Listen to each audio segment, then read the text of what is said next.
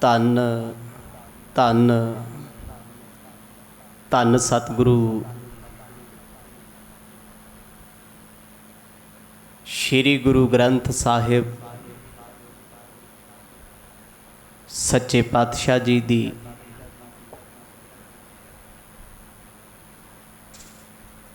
ਅਗੰਮੀ ਗੋਦ ਵਿੱਚ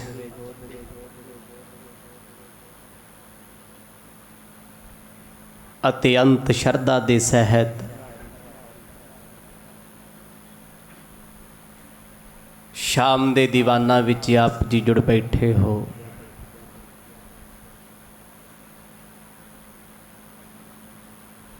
ਵੱਡਿਆਂ ਭਾਗਾਂ ਦੀ ਨਿਸ਼ਾਨੀ ਹੈ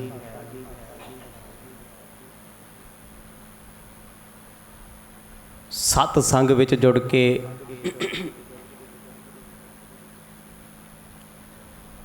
ਸਤਿਗੁਰਾਂ ਦੀ ਮਹਿਮਾ ਨੂੰ ਸੁਣਨਾ।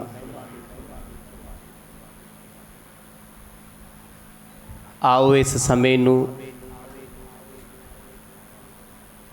ਸਤਿਗੁਰਾਂ ਦੀ ਯਾਦ ਵਿੱਚ ਸਫਲਾ ਬਣਾਈਏ। ਗੁਰ ਇਤਿਹਾਸ ਨਾਨਕ ਪ੍ਰਕਾਸ਼ ਵਿੱਚੋਂ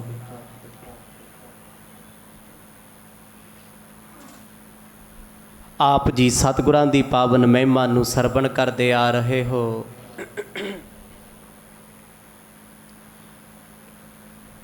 ਚੱਲ ਰਹੇ ਪਾਵਨ ਪ੍ਰਸੰਗਾਂ ਵਿੱਚੋਂ ਸੁਣਿਆ ਸੀ ਪਹਿਲੇ ਪਾਤਸ਼ਾਹ ਗੁਰੂ ਨਾਨਕ ਸਾਹਿਬ ਜੀ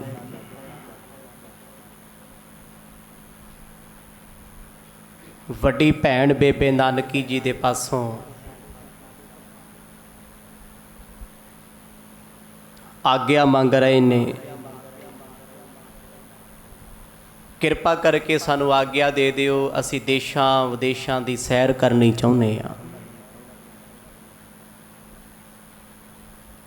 ਭੈਣ ਜੀ ਦਾ ਮਨ ਬੜਾ ਵੈਰਾਗੀ ਹੋਇਆ, ਨੇਤਰ ਭਰੇ ਹੋਏ ਨੇ। ਸਤਿਗੁਰੂ ਸਾਨੂੰ ਤੇ ਇੱਕ ਪਲ ਤੁਸੀਂ ਨਜ਼ਰ ਨਾ ਆਵੋ, ਕਦੇ ਚੈਨ ਨਹੀਂ ਆਉਂਦਾ।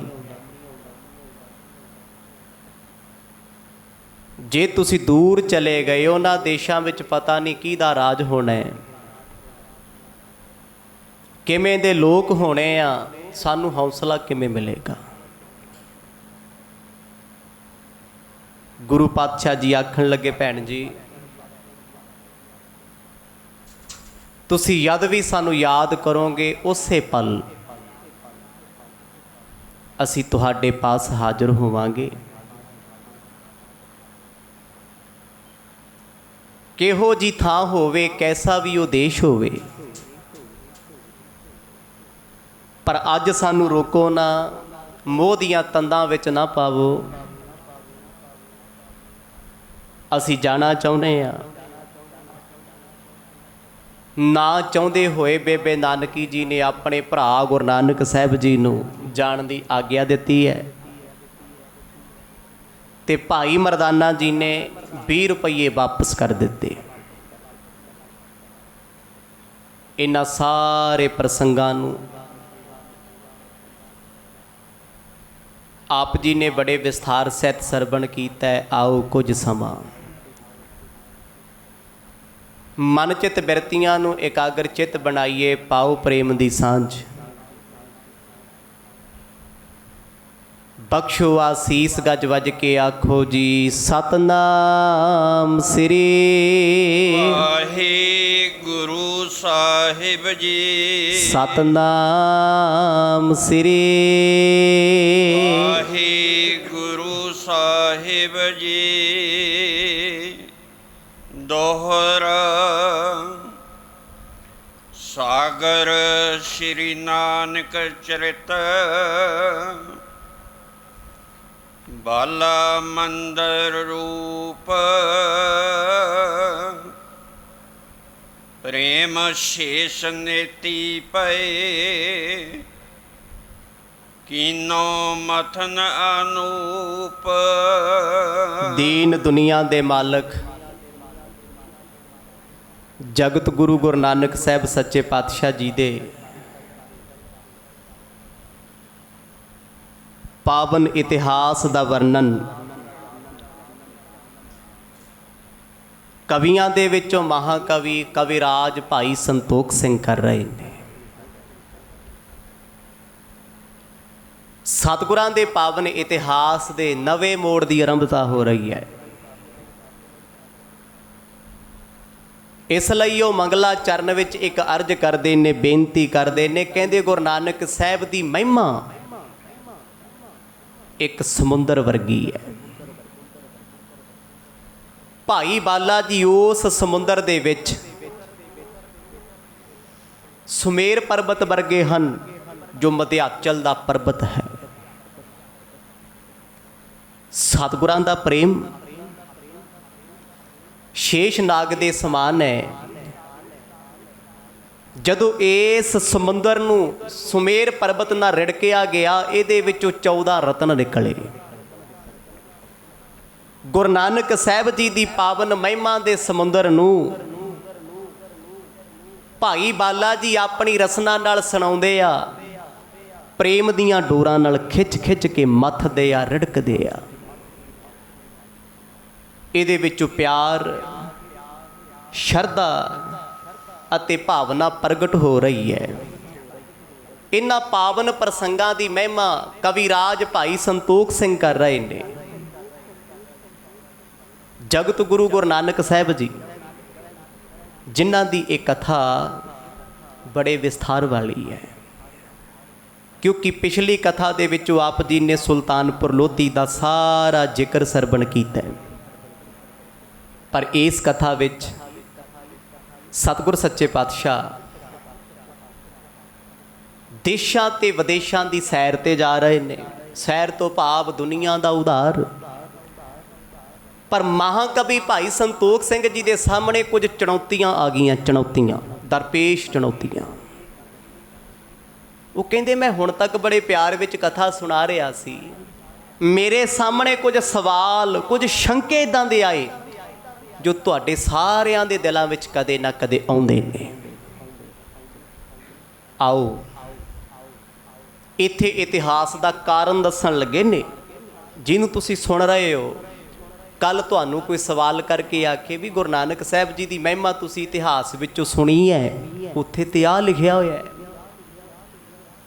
ਸਤਿਗੁਰਾਂ ਦੀ ਇਸ ਉਦਾਸੀ ਦੀ ਆਰੰਭਤਾ ਤੋਂ ਪਹਿਲਾਂ ਕਵਿਰਾਜ ਭਾਈ ਸੰਤੋਖ ਸਿੰਘ ਨੇ ਇਹਨਾਂ ਪ੍ਰਸੰਗਾਂ ਨੂੰ ਬੜੀ ਭਾਵਨਾ ਦੇ ਨਾਲ ਬੇਰਵੇ ਸਹਿਤ ਦੱਸਿਆ ਏ। ਸੋ ਪਈ ਕੀਰਤ ਨਿਰਮਲ ਸੁਖਦ ਸੁਦਾਸੀ, ਸੁਰ ਸਿੱਖਣ ਹਿਤ ਸੁਧ ਨਿਕਾਸੀ। ਗੁਰੂ ਨਾਨਕ ਸਾਹਿਬ ਜੀ ਦੀ ਕੀਰਤ, ਮਹਿਮਾ, ਜਸ, ਉਪਦੇਸ਼ ਕਹਿੰਦੇ ਸਿੱਖਾਂ ਦੇ ਵਾਸਤੇ ਅੰਮ੍ਰਿਤ ਦੇ ਸਮਾਨ ਹੈ। ਗੁਰੂ ਕੀ ਕਥਾ ਨੂੰ ਸੁਣ ਸੁਣ ਕੇ ਸਿੱਖ ਜਿਉਂਦੇ ਆ। ਜਦ ਵੀ ਕੌਮ ਨੇ ਆਪਣਾ ਇਤਿਹਾਸ ਦੁਹਰਾਇਆ, ਉਹਨਾਂ ਪੁਰਾਤਨ ਇਤਿਹਾਸ ਸੁਣਿਆ। ਜਿਹੜੀਆਂ ਕੌਮਾਂ ਆਪਣੇ ਇਤਿਹਾਸ ਨੂੰ ਭੁੱਲ ਜਾਂਦੀਆਂ ਨੇ, ਆਪਣੇ ਵਿਰਸੇ ਨੂੰ ਭੁੱਲ ਜਾਂਦੀਆਂ ਨੇ, ਦੁਨੀਆ ਤੋਂ ਨਾਮੋ ਨਿਸ਼ਾਨ ਮੁੱਕ ਜਾਂਦਾ ਹੈ। ਮਹਾਕਵੀ ਭਾਈ ਸੰਤੋਖ ਸਿੰਘ ਲਿਖ ਰਹੇ ਨੇ, ਕਹਿੰਦੇ ਸਤਿਗੁਰਾਂ ਦੀ ਮਹਿਮਾ ਅੰਮ੍ਰਿਤ ਵਰਗੀ ਹੈ, ਮਿੱਠੀ, ਤੇ ਗੁਰੂ ਕੇ ਸਿੱਖ ਦੇਵਤਿਆਂ ਦੇ ਸਮਾਨ ਹਨ।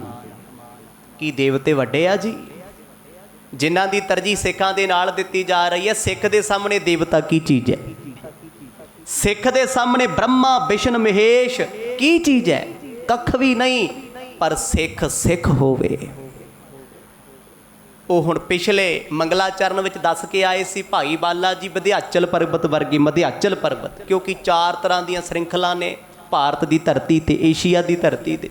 ਮਧਿਆਚਲ, ਵਿਧਿਆਚਲ, ਉੱਤਰਾਂਚਲ, ਇਹਨਾਂ ਸਾਰਿਆਂ ਦੇ ਵਿੱਚੋਂ ਇੱਕ ਹੈ ਹਿਮਾਚਲ, ਹਿਮਾਲਿਆ। ਇਹ ਪਹਾੜੀ ਖੇਤਰ ਨੇ। ਸੁਮੇਰ ਪਰਬਤ ਗੁਰਬਾਣੀ ਨੇ ਮੰਨਿਆ। ਸ਼ੇਸ਼ ਨਾਗ ਰੱਸੀ ਦੇ ਵਾਂਗ ਕਹਿੰਦੇ ਇਸ ਪਰਬਤ ਦੇ ਆਸੇ ਪਾਸੇ ਲਪੇਟਿਆ ਗਿਆ ਤੇ ਇਹ ਸਮੁੰਦਰ ਮੱਥੇ ਗਏ। 14 ਰਤਨ ਨਿਕਾਲੇ, ਉਹਨੇ ਰਤਨ ਕੱਢੇ ਆ।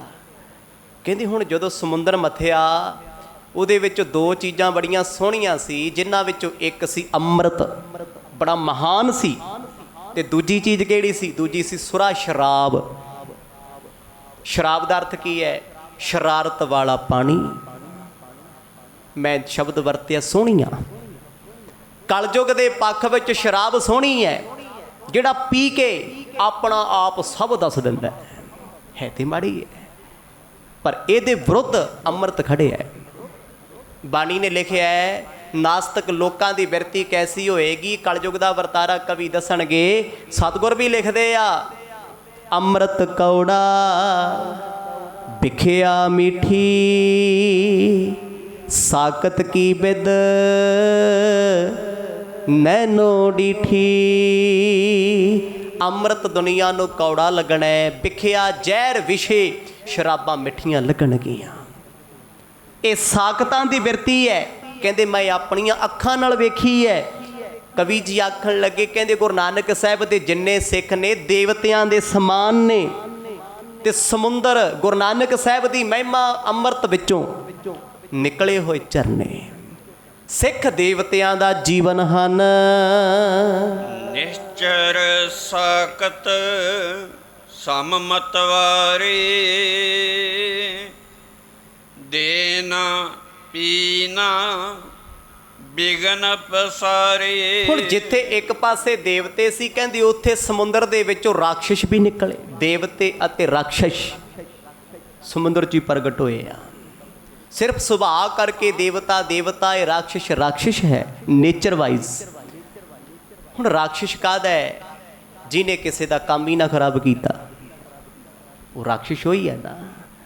ਜਿਹੜਾ ਕਿਸੇ ਦਾ ਕਾਰਜ ਸਵਾਰੇ, ਅਸੀਂ ਕਹਿੰਦੇ ਆ ਬੰਦਾ ਬੜਾ ਸਾਊ ਹੈ, ਬੰਦਾ ਬੜਾ ਦੇਵਤਾ, ਕਿਸੇ ਦਾ ਬੁਰਾ ਨਹੀਂ ਕਰਦਾ। ਇੱਕ ਇਨਸਾਨ ਰਾਖਸ਼ ਹੈ, ਉਹ ਭਲਾ ਮੰਗਦਾ ਹੀ ਕਿਸੇ ਦਾ ਨਹੀਂ।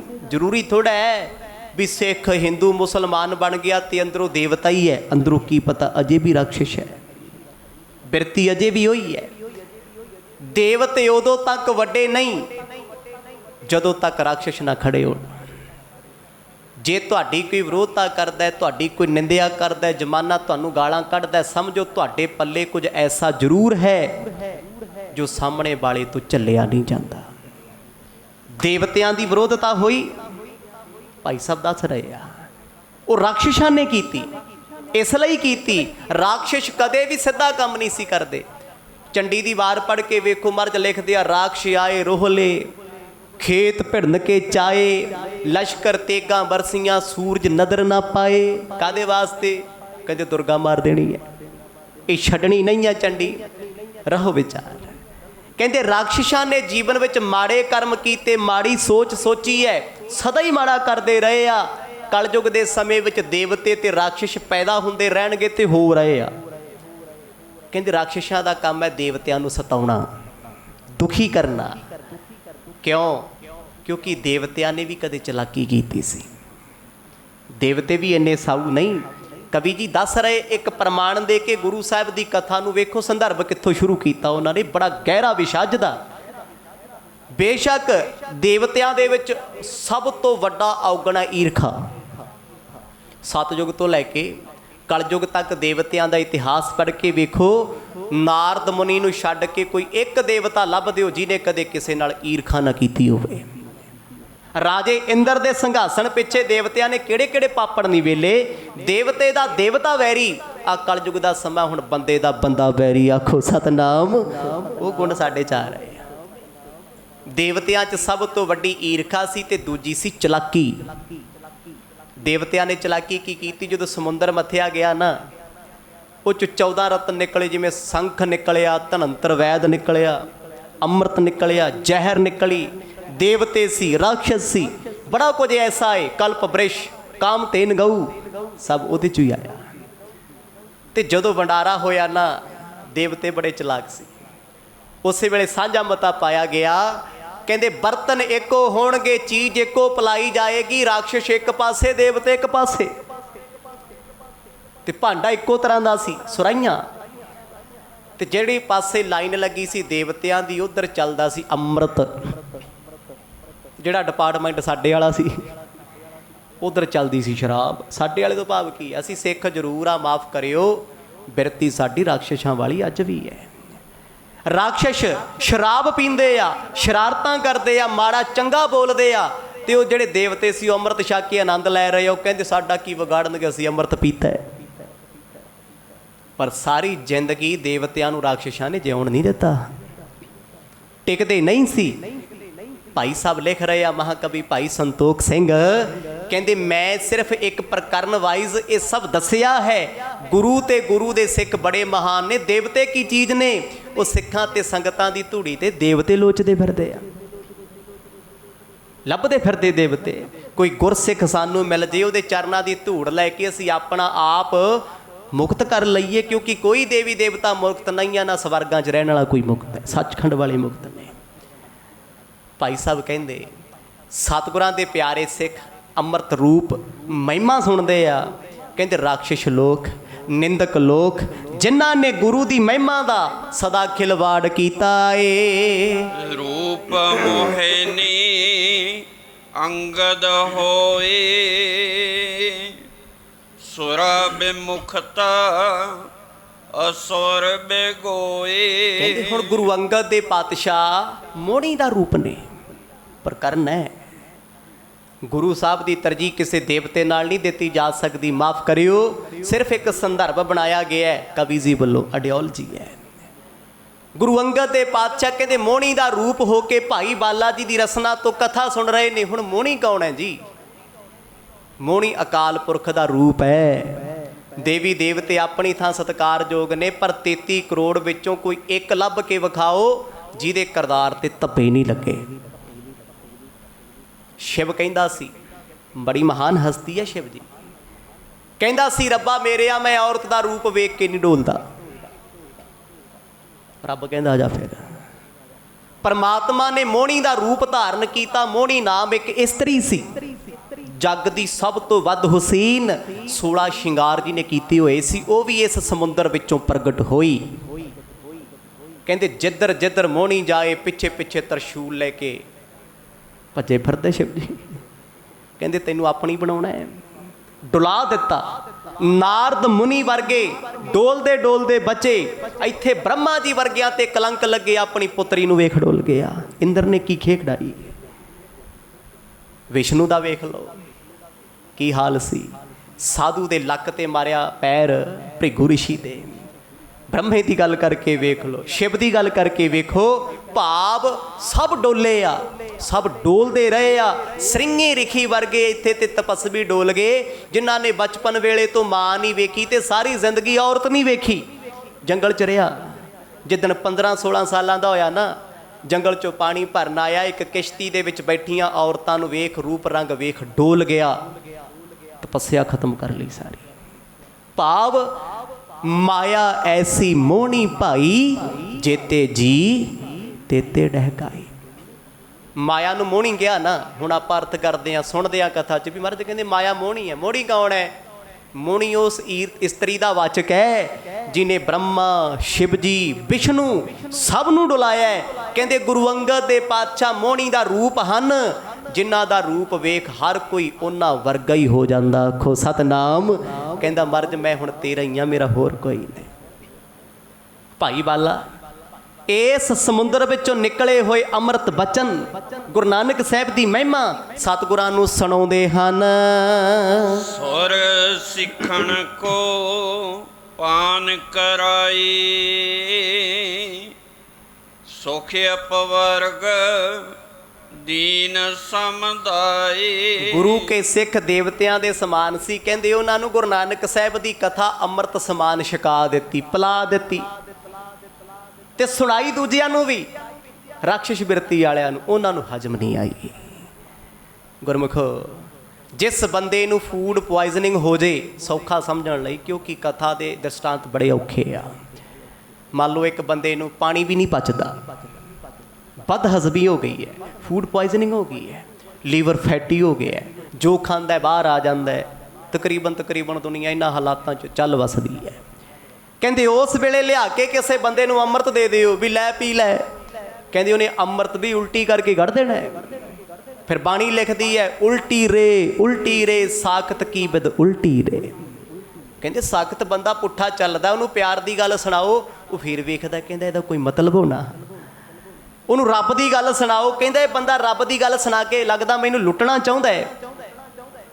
ਦੇਵਤਿਆਂ ਨੇ ਅੰਮ੍ਰਿਤ ਪੀਤਾ, ਰਾਖਸ਼ਾਂ ਨੇ ਜਦੋਂ ਅੰਮ੍ਰਿਤ ਪੀਤਾ ਕਹਿੰਦੇ ਹਜਮ ਨਹੀਂ ਹੋਇਆ, ਹਲਾਹਲ ਬਣ ਗਿਆ। ਹਲਾਹਲ ਕਹਿੰਦੇ ਜ਼ਹਿਰ ਨੂੰ।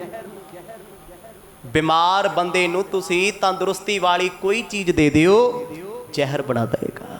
ਉਹਦਾ ਖਾਧਾ ਭੋਜਨ ਵੀ ਉਹਨੂੰ ਪਚਦਾ ਨਹੀਂ, ਕਿਉਂਕਿ ਭੋਜਨ ਗਰਲ ਅਗਾਏ। ਸ਼ਾਸਤਰ ਕਰਤਾ ਲਿਖਦੇ ਆ, ਕਹਿੰਦੇ ਭੋਜਨ ਗਰਲ, ਗਰਲ ਨਾਮ ਹੈ ਜ਼ਹਿਰ ਦਾ ਸੰਸਕ੍ਰਿਤ ਵਿੱਚ। ਅਗਾਏ, ਰੱਜੇ ਹੋਏ ਬੰਦੇ ਨੂੰ ਕੁਝ ਖਵਾਓਗੇ ਜ਼ਹਿਰ ਸਮਾਨ ਹੋਏਗਾ। ਕਹਿੰਦੇ ਗੁਰੂ ਅੰਗਦ ਦੇ ਪਾਤਸ਼ਾਹ ਦੇ ਦਰਬਾਰ ਵਿੱਚ ਸਿੱਖ ਕਥਾ ਸੁਣਦੇ ਆ, ਬੜਿਆਂ ਨੇ ਬਾਅਦ ਵਿੱਚੋਂ ਵੀ ਸੁਣੀ ਤੇ ਕਈਆਂ ਨੂੰ ਇਹ ਕਥਾ ਫਿੱਟ ਨਹੀਂ ਆਈ। ਅੱਜ ਵੀ ਬੜੇ ਕਲਯੁਗੀ ਸਿੱਖ ਇਦਾਂ ਦੇ ਆ ਜਿਹੜੇ ਗੁਰੂ ਨਾਨਕ ਸਾਹਿਬ ਦੀ ਕਥਾ ਨੂੰ ਪੁੱਠਾ ਕਰ ਕਰ ਸੁਣਾਉਂਦੇ, ਮਜ਼ਾਕ ਬਣਾਉਂਦੇ ਆ, ਸਤਿਗੁਰਾਂ ਦੀ ਉਸ ਪਾਵਨ ਕਥਾ ਦੀ ਬੇਇੱਜ਼ਤੀ ਕਰਦੇ। ਕੌਣ ਨੇ? ਕਵੀ ਪਹਿਲਾਂ ਲਿਖ ਰਹੇ ਆ, ਕਹਿੰਦੇ ਐਸੇ ਰਾਖਸ਼ ਕਲਯੁਗ ਦੇ ਸਮੇਂ ਵਿੱਚ ਸਿੱਖੀ ਦੇ ਭੇਸ ਵਿੱਚ ਵੀ ਹੋਣਗੇ। ਕਿ ਅੱਜ ਨਹੀਂ ਨੇ ਜੀ? YouTube ਖੋਲ ਕੇ ਵੇਖੋ, ਕੋਈ ਰਾਖਸ਼ ਨਿਊਜ਼ੀਲੈਂਡ ਬੈਠਾ ਹੈ, ਕੋਈ ਆ ਪਟਿਆਲੇ ਤੋਂ 15 ਕਿਲੋਮੀਟਰ ਦੂਰ ਬੈਠਾ ਹੈ, ਸਿੱਖੀ ਦੇ ਵਿੱਚ ਹੀ ਆ। ਕਰ ਕੀ ਰਹੇ ਨੇ? ਸਤਿਗੁਰਾਂ ਦੀ ਪਾਵਨ ਇਤਿਹਾਸ ਦੀ ਕਥਾ ਨੂੰ ਕੈਂਚੀ ਲੈ ਲੈ ਕੱਟਦੇ ਆ ਤੇ ਆਪਣਾ ਫੋਟੋ ਸੈਸ਼ਨ ਕਰਾਉਂਦੇ ਆ ਵੀ ਸਾਡੀਆਂ ਵੀਡੀਓ ਪਾਓ। ਸ਼ਹੀਦੀ ਦਿਹਾੜਾ ਭਾਵੇਂ ਗੁਰੂ ਅਰਜਨ ਦੇਵ ਪਾਤਸ਼ਾਹ ਦਾ ਆਵੇ, ਉਹਨਾਂ ਨੇ ਆਪਣੀਆਂ ਘੱਗਰੀਆਂ ਪਾ ਫੋਟੋਆਂ ਖਿਚਾਉਣੀਆਂ ਹੁੰਦੀਆਂ। ਉਹ ਕੌਣ ਨੇ? ਰਾਖਸ਼ ਲੋਕ, ਜਿਨ੍ਹਾਂ ਨੂੰ ਗੁਰੂ ਦੀ ਮਹਿਮਾ ਚੁੱਭਦੀ ਹੈ। ਕਹਿੰਦੇ ਗੁਰੂ ਅੰਗਦ ਦੇ ਪਾਤਸ਼ਾਹ ਜਿਨ੍ਹਾਂ ਦੀ ਹਰ ਕੋਈ ਮਹਿਮਾ ਕਰਦਾ ਹੈ, ਤੇ ਉਸ ਵੇਲੇ ਇਹੋ ਜਿਹੇ ਵੀ ਸੀ ਖਡੂਰ ਦੇ ਕੋਠੇ ਤੇ ਚੜ੍ਹ ਕੇ ਚੌਧਰੀ ਕਹਿੰਦੇ ਸੀ, ਐ ਗੁਰੂ ਅੰਗਦ ਦੇ ਪਾਤਸ਼ਾਹ ਤੂੰ ਮੇਰਾ ਕੀ ਵਿਗਾੜਿਆ, ਕੀ ਕਰ ਲਏਗਾ ਮੇਰਾ? ਰਾਖਸ਼ੀ ਮਲੂਕਾ ਚੌਧਰੀ ਸ਼ਰਾਬ ਪੀਂਦਾ ਸੀ। ਦ੍ਰਿਸ਼ਟਾਂਤ ਦੇ ਰਹੇ ਆ, ਕਹਿੰਦੇ ਬੜੇ ਲੋਕ ਐਸੇ ਹੋਣਗੇ ਤੇ ਹੋ ਰਹੇ ਨੇ ਤੇ ਹੁੰਦੇ ਰਹਿਣਗੇ, ਜਿਨ੍ਹਾਂ ਤੋਂ ਸੱਚ ਹਜਮ ਨਹੀਂ ਹੋਣਾ। ਭਇਓ ਰਹੋ ਹਿੰਡਾ ਲਿੰਗ ਜਾਇਆ, ਜਿਨ ਪੁਸਤਕ ਵਿਪਰੀਤ ਬਣਾਇਆ। ਕਹਿੰਦੇ ਚੱਲ ਰਹੀ ਸਿੱਖਾਂ ਦੀ ਲੜੀ ਦੇ ਵਿੱਚੋਂ ਇੱਕ ਸਿੱਖ ਹੋਏ ਨੇ ਭਾਈ ਹਿੰਦਾਲ। ਅੱਜ ਦੀ ਕਥਾ ਬੜੇ ਧਿਆਨ ਨਾਲ ਸੁਣ ਕੇ ਜਾਇਓ, ਜੀਵਨ ਵਿੱਚ ਬਹੁਤ ਜ਼ਰੂਰੀ ਹੈ। ਕਹਿੰਦੇ ਭਾਈ ਹਿੰਦਾਲ ਇੱਕ ਬ੍ਰਹਮ ਗਿਆਨੀ ਸਿੱਖ ਸੀ। ਇਹ ਕਹਿ ਲੋ ਧੰਨ ਗੁਰੂ ਨਾਨਕ ਸਾਹਿਬ ਤੇ ਧੰਨ ਭਾਈ ਹਿੰਦਾਲ।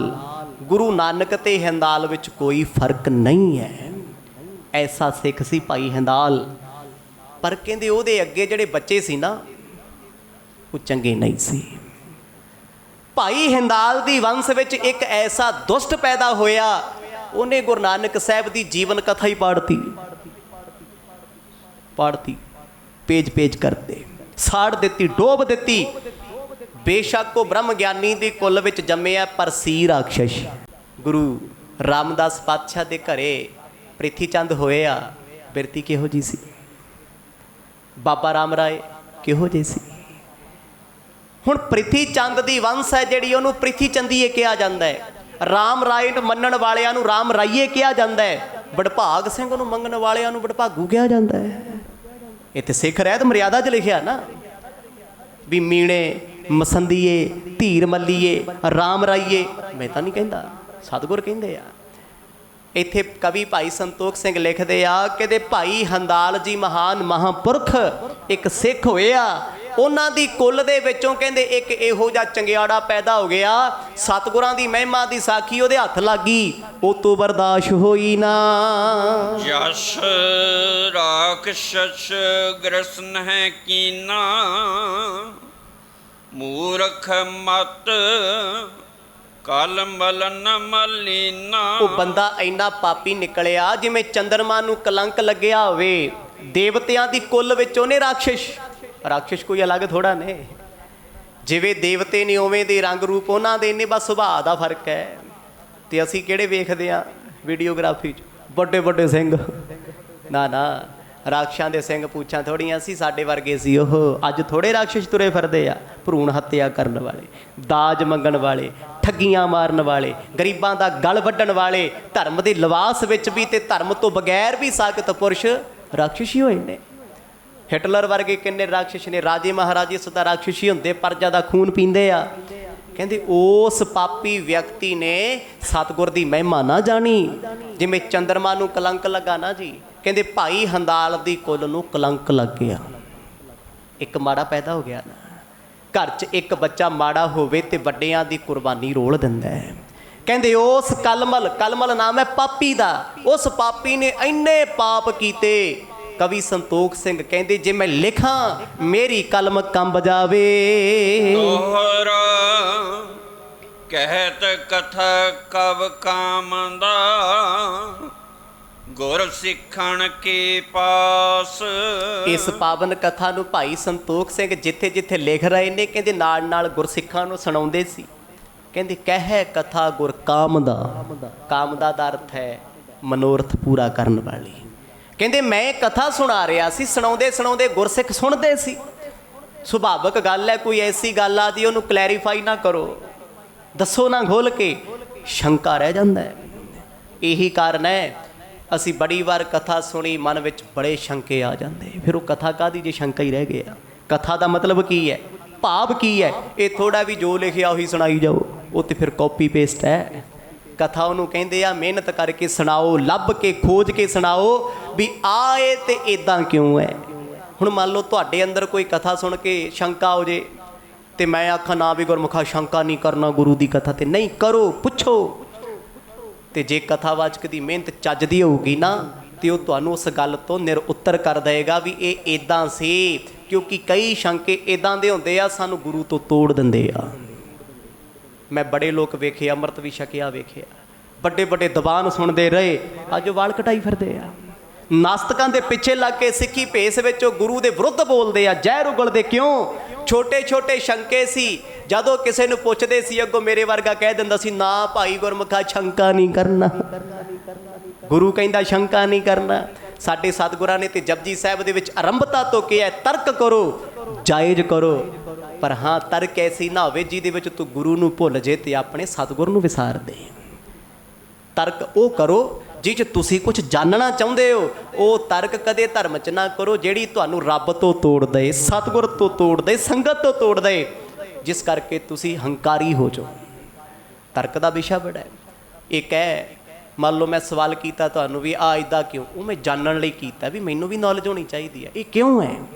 ਤੇ ਇੱਕ ਮੈਂ ਸਭ ਕੁਝ ਜਾਣਦਾ ਹੋਵਾਂ ਨੀਚਾ ਵਿਖਾਉਣ ਵਾਸਤੇ ਪੁੱਛਾਂ ਵੀ ਆ ਸਟੇਜ ਤੇ ਬੈਠੇ ਨੂੰ ਆਉਂਦਾ ਕੁਛ, ਉਹ ਮਾੜੀ ਹੈ, ਕਿਉਂਕਿ ਤੁਹਾਡੀ ਤਰਕ ਕਿਸੇ ਨੂੰ ਨੀਚਾ ਵਿਖਾ ਰਹੀ ਹੈ।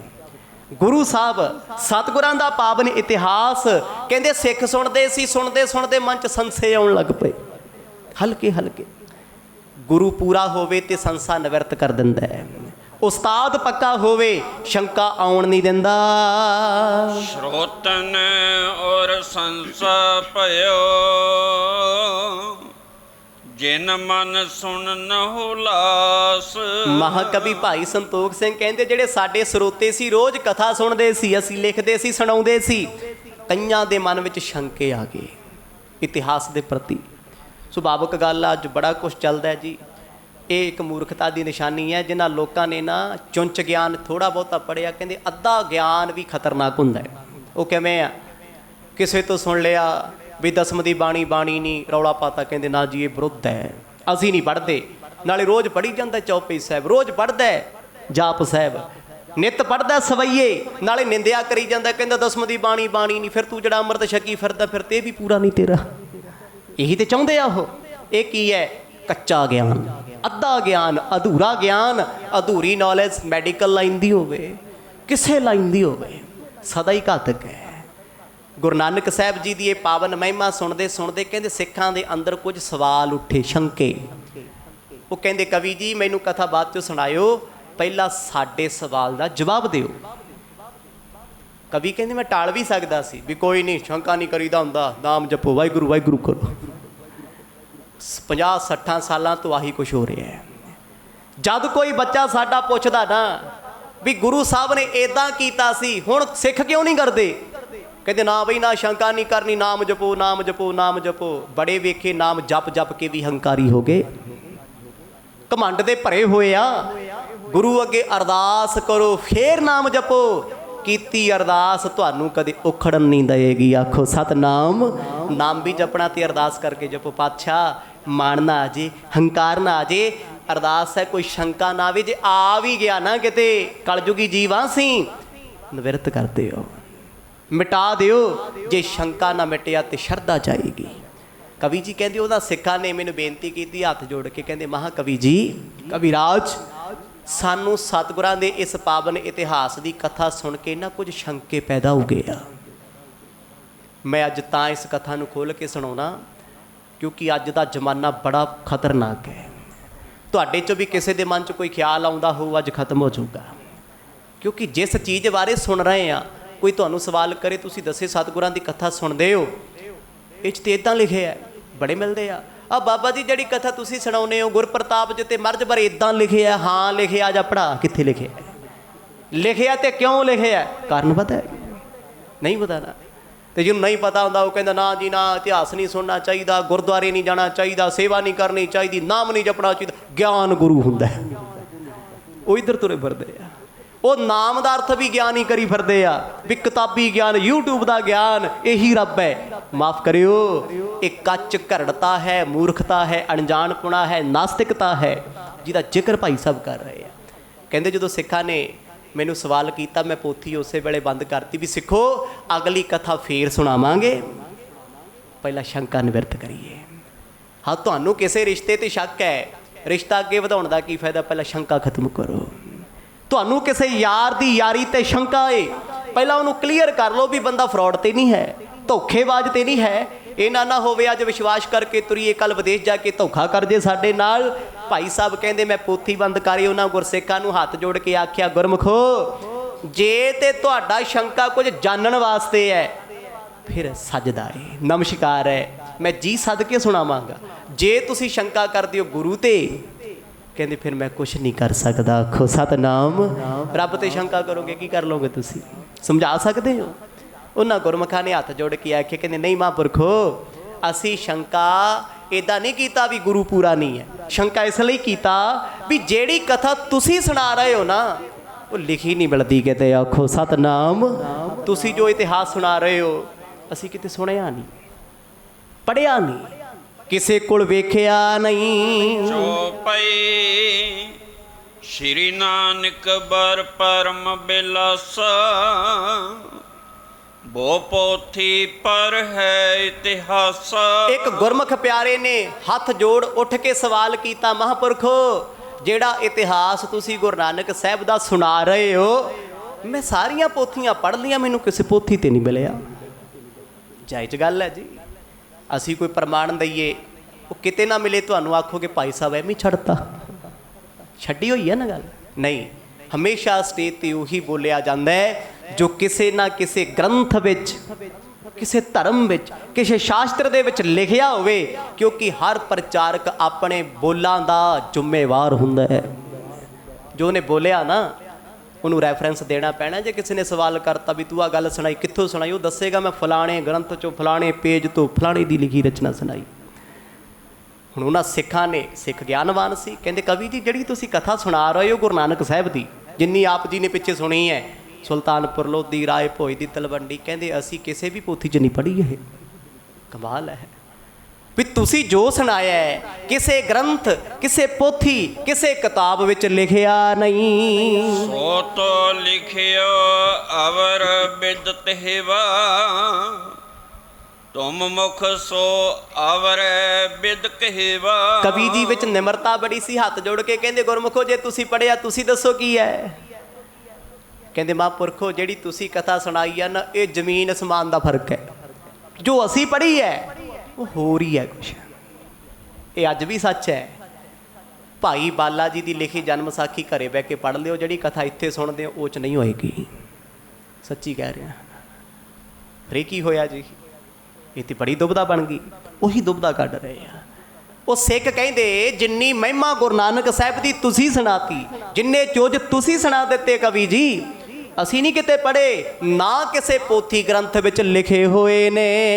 ਇਹ ਸੰਸਾ ਹਮਰੇ ਉਰ ਆਇਓ, ਕਿਉਂ ਤੁਮ ਅੰਤੈ ਗਤੈ ਆਲਾਇਓ। ਸਾਡੇ ਮਨ 'ਚ ਸ਼ੰਕਾ ਬਣ ਗਿਆ ਵੀ ਤੁਸੀਂ ਕਿਤੇ ਕਥਾ ਆਪਣੇ ਕੋਲੋਂ ਤਾਂ ਨਹੀਂ ਸੁਣਾਈ ਜਾਂਦੇ, ਵੀ ਵੇਖਿਆ ਸਿਰ ਹਿਲਾਈ ਜਾਂਦੇ, ਠੀਕ ਹੈ ਜੋ ਮਰਜ਼ੀ ਸੁਣਾ ਦਿਓ। ਕਹਿੰਦੇ ਕਵੀ ਜੀ ਜਵਾਬ ਦਿਓ ਇਸ ਗੱਲ ਦਾ, ਸਰੋਤਾ ਹੋਵੇ ਐਸਾ, ਐਵੇਂ ਨਹੀਂ ਕੜਾਹ ਲੈ ਕੇ ਘਰੇ ਜਾ ਕੇ ਸੌਂ ਜੇ, ਪਤਾ ਹੀ ਨਹੀਂ ਕੱਲ੍ਹ ਕੀ ਸੁਣਿਆ ਸੀ ਅੱਜ ਕੀ ਹੈ। ਐਵੇਂ ਦੇ ਸਰੋਤੇ ਨਹੀਂ ਹੁੰਦੇ। ਸਰੋਤਾ ਉਹ ਹੁੰਦਾ ਹੈ ਜਿਹਨੇ ਸੁਣਿਆ, ਕੋਈ 20 ਸਾਲ ਬਾਅਦ ਵੀ ਪੁੱਛੇ ਨਾ, ਗੁਰੂ ਨਾਨਕ ਸਾਹਿਬ ਮਹਾਰਾਜ ਜਦੋਂ ਯਾਤਰਾ ਤੇ ਗਏ ਇੱਦਾਂ ਹੋਇਆ, ਦੱਸੇ ਹਾਂ ਮੈਂ ਸੁਣਿਆ ਹੋਇਆ ਗੁਰੂ ਸਾਹਿਬ ਨੇ ਉਦੋਂ ਆ ਖੇਡ ਵਰਤਾਈ ਸੀ। ਤੇ ਅੱਜ ਸਾਨੂੰ ਯਾਦ ਆ ਜੀ ਕੁਛ ਨਹੀਂ। ਜਿਨ੍ਹਾਂ ਤੇ ਕਿਰਪਾ ਉਹਨਾਂ ਨੂੰ ਯਾਦ ਹੋ ਰਿਹਾ। ਜਦੋਂ ਇਹ ਸਵਾਲ ਕੀਤਾ ਕਵੀ ਜੀ ਕਹਿੰਦੇ ਮੈਂ ਹੈਰਾਨ ਹੋ ਗਿਆ, ਮੈਨੂੰ ਖੁਸ਼ੀ ਹੋਈ ਵੀ ਸੁਣਨ ਵਾਲੇ ਸਰੋਤਿਆਂ ਦੇ ਪੱਲੇ ਕੱਖ ਹੈ। ਆਖੋ ਸਤਨਾਮ ਹੈ। ਆ ਭੇਡਾਂ ਥੋੜੀ ਨੇ ਵੀ ਬਸ ਹਾਂਜੀ ਹਾਂਜੀ ਮੋਦੀ ਮੋਦੀ ਘਰ ਘਰ ਮੋਦੀ ਹੋ ਰਿਹਾ, ਉਹ ਥੋੜੀ ਹੈ ਵੀ ਜੇ ਕੋਈ ਗੱਲ ਗਲਤ ਸੁਣਾਉਂਦਾ ਤੇ ਉਹ ਤੇ ਸਵਾਲ ਹੋ ਸਕਦਾ ਨਾ ਵੀ ਤੁਸੀਂ ਇਹ ਗੱਲ ਸੁਣਾਈ। ਮੰਨ ਲਓ ਮੈਂ ਸੁਣਾਦਾ ਵੀ ਗੁਰੂ ਸਾਹਿਬ ਦਾ ਅਵਤਾਰ ਹੋਇਆ ਜੀ ਕੱਤਕ ਨੂੰ ਨਹੀਂ ਹੋਇਆ, ਵਿਸਾਖ ਨੂੰ ਹੋਇਆ। ਤੇ ਜੇ ਕੋਈ ਤੁਹਾਡੇ 'ਚ ਪੜ੍ਹਿਆ ਲਿਖਿਆ ਸਮਝਦਾਰ ਹੋਊ, ਉਹਨੇ ਪੁੱਛਣਾ ਭਾਈ ਸਾਹਿਬ ਆਮ ਤੇ ਆਪਾਂ ਸੁਣਦੇ ਹਾਂ ਕੱਤਕ, ਤੇ ਤੁਸੀਂ ਵਿਸਾਖ ਕਿਵੇਂ ਕਹਿਤਾ, ਸਿੱਧ ਕਰੋ। ਤੇ ਜਿਹਨੇ ਬੋਲਿਆ ਉਹਨੂੰ ਕਰਨਾ ਪੈਣਾ ਵੀ ਜੇ ਮੈਂ ਵਿਸਾਖ ਕਿਹਾ ਫਲਾਣੇ ਗ੍ਰੰਥ 'ਚ ਲਿਖਿਆ, ਉਹਦੀ ਰਚਨਾ 'ਚ ਲਿਖਿਆ, ਫਿਰ ਫਲਾਣੇ ਫਲਾਣੇ ਨੇ ਇਹ ਹਵਾਲੇ ਦਿੱਤੇ, ਵਿਰੋਧੀ ਤਰ੍ਹਾਂ ਕੀ ਕਹਿੰਦੀਆਂ ਨੇ, ਪੱਖਪਾਤ ਵਾਲੀਆਂ ਕੀ ਕਹਿੰਦੀਆਂ ਨੇ। ਵਿਦਵਤਾ ਦੇ ਘਰ ਸੌਖੇ ਨਹੀਂ ਨੇ।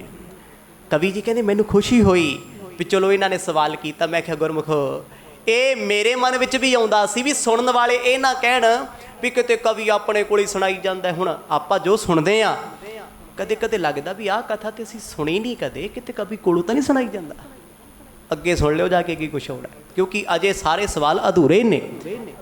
ਹੱਥ ਜੋੜ ਗਲ ਪੱਲਾ ਪਾ ਕੇ ਕਹਿੰਦੇ ਮਹਾਂਪੁਰਖ ਤੁਹਾਡਾ ਸ਼ੰਕਾ ਜਾਇਜ਼ ਹੈ, ਸਹੀ ਹੈ, ਤੁਸੀਂ ਜੋ ਦਿਲ ਵਿੱਚ ਸੋਚਿਆ ਉਹ ਸੱਚ ਹੈ। ਇਹ ਥੋੜਾ ਵੀ ਟੁੱਟ ਕੇ ਪੈ ਗਿਆ ਵੀ ਹਾਂ ਹਾਂ ਤੁਸੀਂ ਕਿਵੇਂ ਕਹਿਤਾ, ਸ਼ੰਕਾ ਕਰ ਲਿਆ, ਕਿਵੇਂ ਮੇਰੀ ਕਥਾ ਤੇ ਸਵਾਲ ਕਰਤਾ। ਨਹੀਂ, ਕਹਿੰਦੇ ਗੁਰਮੁਖੋ ਇਹ ਸੱਚ ਹੈ, ਜੋ ਅਸੀਂ ਸੁਣਾਇਆ ਹੈ ਕਿਸੇ ਪੋਥੀ ਵਿੱਚ ਲਿਖਿਆ ਨਹੀਂ। ਸੋ ਕਹਿ ਕਰ ਸਭ ਦੇਹੋ ਮਿਟਾਈ, ਗੁਰ ਪਦ ਨਿਸ਼ਚਾ ਜਿਸ ਤੇ ਆਏ। ਸਿੱਖਾਂ ਦੀ ਬੇਨਤੀ ਸੀ, ਕਹਿੰਦੇ ਕਵੀ ਜੀ ਕਿਰਪਾ ਕਰਕੇ ਉਹ ਫਿਰ ਸ਼ੰਕਾ ਸਾਡਾ ਨਿਵਰਤ ਕਰੋ ਤਾਂ ਜੋ ਸਾਡੀ ਸਤਿਗੁਰਾਂ ਉੱਤੇ ਸ਼ਰਧਾ ਹੋਰ ਪੱਕੀ ਹੋ ਜੇ। ਜਿਹੜੇ ਜਿਹੜੇ ਅੱਜ ਤੇ ਕੱਲ੍ਹ ਦੀ ਕਥਾ ਨੂੰ ਸੁਣਨਗੇ ਸੱਚਮੁੱਚ ਨਿਸ਼ਚਾ ਬੜਾ ਪੱਕਾ ਹੋਏਗਾ। ਗੁਰੂ ਕਿਰਪਾ ਕਰੇ ਹੋਰ ਪੱਕਾ ਹੋਵੇ। ਜਦੋਂ ਇਹ ਬਚਨ ਆਖੇ ਕਵੀ ਜੀ ਦੇ ਨੇਤਰਾਂ 'ਚ ਹੰਝੂ ਆ ਗਏ ਵੀ ਆਪਣੇ ਗੁਰੂ ਨੂੰ ਪਿਆਰ ਕਰਨ ਵਾਲੇ ਐਸੇ ਵੀ ਸਿੱਖ ਹੁੰਦੇ ਆ ਜਿਹੜੇ ਪੁੱਛਦੇ ਆ ਵੀ ਕਿਤੇ ਸਾਡੇ ਸਤਿਗੁਰਾਂ ਦੀ ਮਹਿਮਾ ਤੁਸੀਂ ਆਪਣੇ ਕੋਲੋਂ ਤਾਂ ਨਹੀਂ ਬਣਾ ਕੇ ਸੁਣਾਈ ਜਾਂਦੇ। ਇਹ ਸੱਚ ਵੀ ਹੈ, ਲਿਖਿਆ ਵੀ ਹੈ, ਕਿਤੇ ਇਤਿਹਾਸ ਵੀ ਹੈ।